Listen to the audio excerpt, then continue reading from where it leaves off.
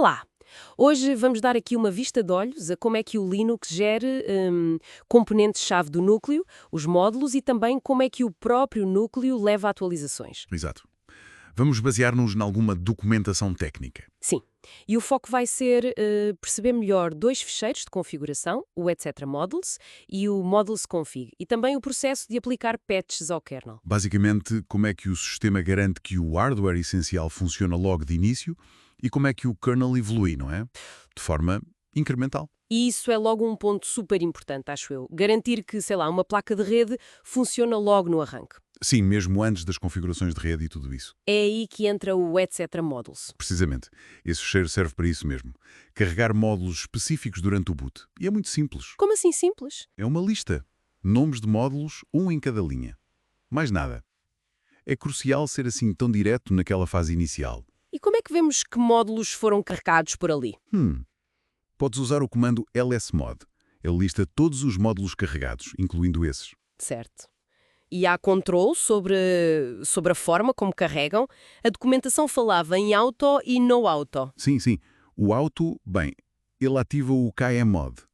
É um daemon que carrega módulos a pedido, sabes? A pedido? Como assim? Quando o sistema detecta que precisa de um driver para um hardware, por exemplo, o kmod trata disso. Normalmente ativo nos níveis 2 a 5. Ah, ok. E o no auto? O no auto faz o contrário, desativa esse carregamento automático para um módulo específico listado ali.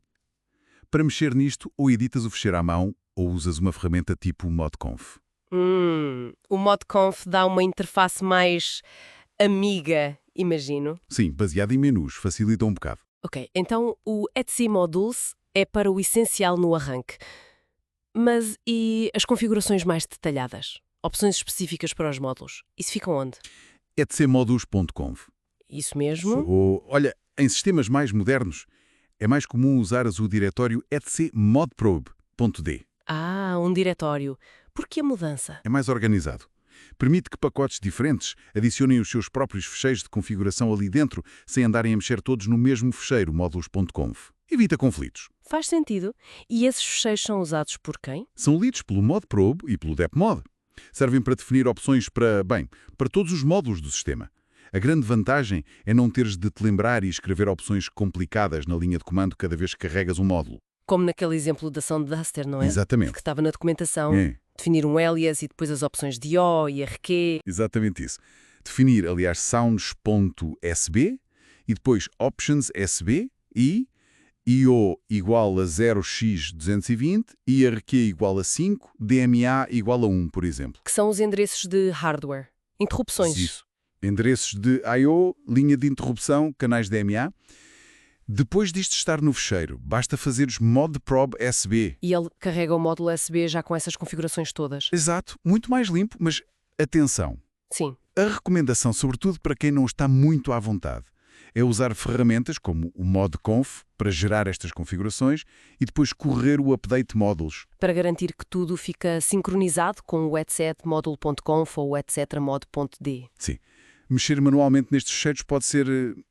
pode dar chatice se não souberes bem o que estás a fazer. Compreendo. É preciso ter cuidado. Bem, mudando um pouco de assunto, como é que o próprio kernel, o coração do sistema, se atualiza?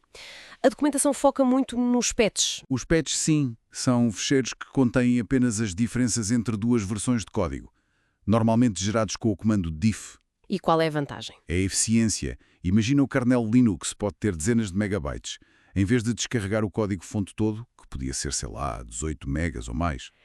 Descarregas só um fecheiro pequeno com as alterações. Precisamente. E isto não é só pelo tamanho do download. Reflete a filosofia do open source. Desenvolvimento incremental, colaborativo. Onde é que se arranjam esses patches? A fonte oficial costuma ser o ftp.kernel.org.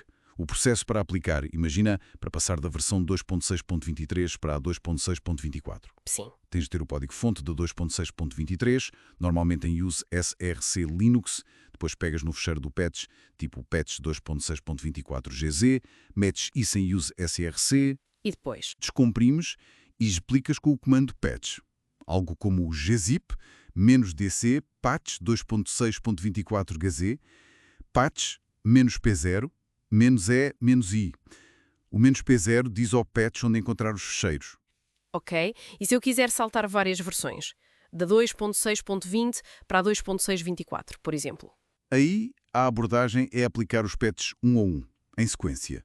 O ponto 21, depois o ponto 22, o ponto 23 e, finalmente, o ponto 24. Não dá para aplicar só o último. Não diretamente, tens de aplicar as diferenças pelo caminho. Mas atenção, tens de ver se compensa.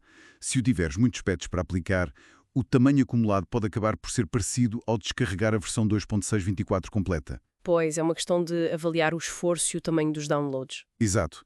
Às vezes, pegar na versão completa mais recente é mais simples. Certo. Então, para recapitular, temos o SCT Modules para o arranque essencial, Sim, carregar o básico logo no início. modules.conf ou etc. modprob.d para as configurações finas e opções dos módulos. Para uma gestão centralizada e mais fácil no dia-a-dia. E os patches como forma eficiente de atualizar o kernel, aplicando só as diferenças. Exato. E a ideia-chave que atravessa isto tudo é esta abordagem modular e incremental. Tanto nos módulos como no próprio kernel. Sim, permite gerir melhor as coisas e reflete muito a forma como o software open source evolui. Colaboração, pequenas mudanças contínuas. Fica a ideia de que este método de patching, não é? Tão típico do Linux e do open source, é quase uma filosofia, uma forma de evolução distribuída e constante. Sem dúvida. Permite que milhares contribuam e que os sistemas se mantenham atualizados de forma sustentável. E leva-me a pensar, será que esta filosofia, esta forma de trabalho incremental e colaborativa, não teria paralelos ou aplicações úteis noutras áreas, fora do software? Fica a reflexão.